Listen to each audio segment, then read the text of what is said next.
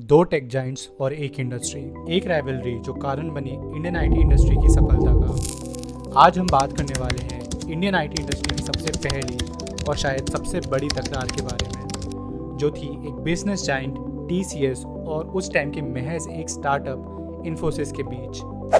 Market leadership, client acquisition और काफ़ी ज़्यादा कंट्रोवर्सीज के बारे में जानने के लिए इस वीडियो को एंड तक देखना। हमारी कहानी शुरू होती है TCS से, जिसकी शुरुआत 1968 में टाटा ग्रुप ने की थी। TCS की शुरुआत सिर्फ टाटा ग्रुप के एक डिपार्टमेंट से हुई थी, जिसका काम टाटा एम्प्लॉयज़ के लिए पंच कार्ड सर्विस प्रोवाइड करना था।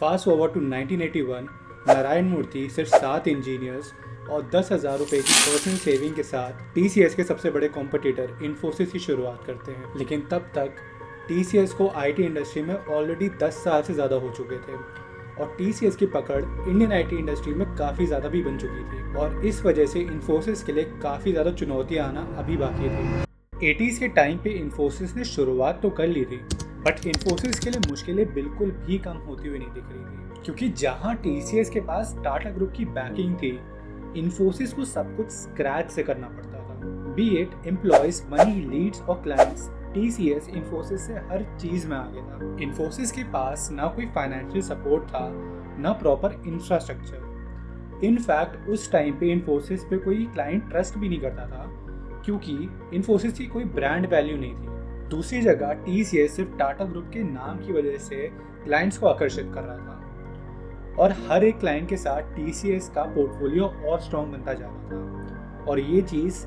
इन्फोसिस के लिए बिल्कुल अच्छी नहीं थी, क्योंकि क्लियरली यहाँ पे TCS एक मोनोपोली बना रहा था। इन्फोसिस के पास कोई प्रॉपर इंफ्रास्ट्रक्चर नहीं था। इनफैक्ट उस टाइम पे इंडिया में प्रॉपर इलेक्ट्रिसिटी और इंडस्ट्री लेवल कंप्यूटर्स भी प्रेजेंट नहीं थे। बात इतनी बिगड़ गई थी कि इन्फोसिस के फाउंडर्स ने शुरुआत करने के कुछ टाइम बाद ही कंपनी शट डाउन करने का प्लान बना लिया था। बट फिर आता है बहुत बड़ा ट्विस्ट।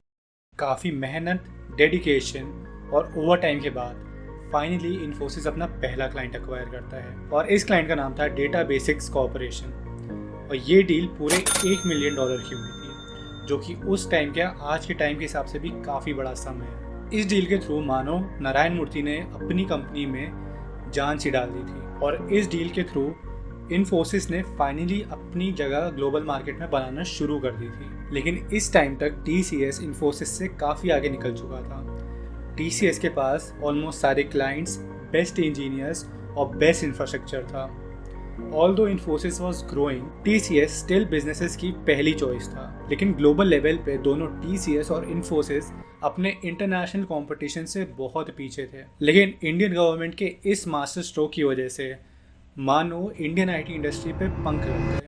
1991 में तब के prime minister PV Narasimha Rao और finance minister doctor Manmohan Singh like काफ़ी सारी economic reforms to boost Indian economy. और जिन पॉलिसीज़ का फ़ायदा सबसे ज़्यादा IT इंडस्ट्री ने उठाया वो थी पहली, रिमूवल ऑफ लाइसेंस राज। उस टाइम पे किसी भी बिजनेस को बहुत सारे लाइसेंसेस लेने पड़ते थे अपना बिजनेस चलाने के लिए। इन लाइसेंस को हटाने के बाद अपना बिजनेस सेटअप करना बहुत ईजी हो गया एंड इवन करप्शन और ब्यूरोक्रेसी ड्रास्टिकली कम हो गई। दूसरी पॉलिसी थी ट्रेड लिबरेशन। इस कदम से टेक्नोलॉजी से रिलेटेड इंपोर्ट्स पे इंपोर्ट्स ड्यूटी को कम करा गया और क्लियरली इसकी वजह से IT industry was able to bring global level equipments in India. और तीसरी पॉलिसी है establishment of software technology parks.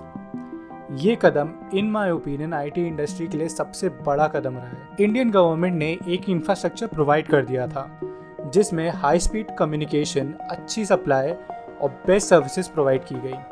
Bangalore, Pune और Bhubaneswar were the first cities जिनमें इन STP को स्टार्ट करा गया। इन्फोसिस ने इन पॉलिसीज का बहुत फ़ायदा उठाया और एक बहुत ही इनोवेटिव टेक्निक निकाली, जिसकी वजह से ग्लोबल मार्केट में इन्फोसिस अपनी जगह बना पाया। Global delivery model. आज की डेट में ऑलमोस्ट सारी बड़ी टेक कंपनीज ये मॉडल फॉलो करती हैं, लेकिन इसकी शुरुआत इन्फोसिस ने ही करी थी। पहले समझते हैं ग्लोबल डिलीवरी मॉडल है क्या। इस मॉडल के अकॉर्डिंग पूरी दुनिया की अलग अलग लोकेशंस में अपने ऑफिस स्टार्ट करे जाते हैं। इससे काफ़ी फ़ायदे हैं। पहला, ग्लोबल प्रेजेंस। इन्फोसिस ने इंडिया के अलावा USA, Europe and Asia Pacific countries में सेंटर स्टार्ट कर दिए। जो एक हब का काम करते थे इन कंट्रीज में अपनी सर्विस प्रोवाइड करने के लिए। दूसरा, टाइम जोन एडवांटेज। इन्फोसिस ने स्टार्ट करी फॉलो द सन पॉलिसी। इसमें इन्फोसिस अपने क्लाइंट्स को 24 आवर्स का कस्टमर सपोर्ट देने में सक्सेसफुल हुआ, क्योंकि अलग अलग लोकेशंस की team turn by turn active रहती थी। Then comes technology enhancements. Infosys brought in the best technologies जो शायद ही वो इंडिया में रह के ला पाते। इस टेक्नोलॉजी की वजह से इन्फोसिस कभी टेक्नोलॉजी लैग की वजह से पीछे नहीं रहा। और finally, best in class talent. Infosys ने ग्लोबली इंजीनियर्स हायर करना स्टार्ट कर दिए। उस time Indian education best in class engineers नहीं दे पा रही थी, जिसकी वजह से इन्फोसिस के पास बेस्ट इंजीनियर्स की कमी हमेशा रहती थी। But with global delivery model Infosys brought in the best team of engineers, जिसकी वजह से इन्फोसिस मुश्किल से मुश्किल टास्क सॉल्व करने लग गया। और इन ग्लोबल इंजीनियर्स की वजह से बहुत एडवांस टेक्नोलॉजीज इंडियन इंजीनियर्स ने भी सीखी।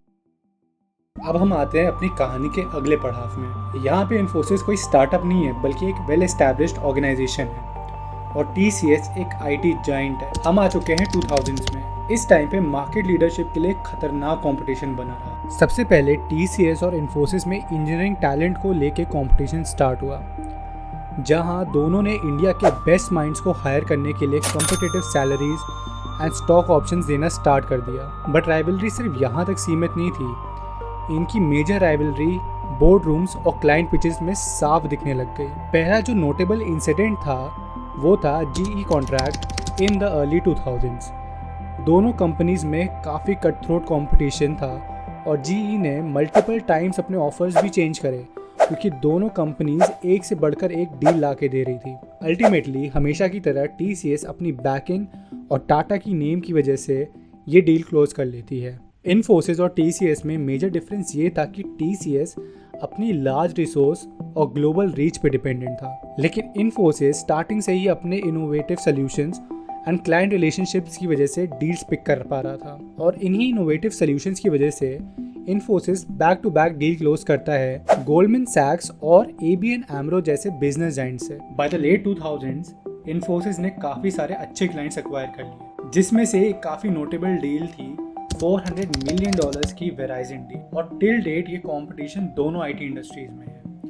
जहां इन्फोसिस अपने इनोवेटिव सॉल्यूशंस पे फोकस करता है, वहीं TCS अपनी स्केलिंग और बड़े क्लाइंट्स एक्वायर करने में करता है। लेकिन एक चीज़ जिस पे हमको अग्री करना पड़ेगा वो है कि TCS और इन्फोसिस की कहानी सिर्फ कंपटीशन की नहीं है, बल्कि अपनी बाउंड्रीज को पुश करने की, टेक्नोलॉजी एडवांसमेंट्स और नए बेंचमार्क्स सेट करने की है।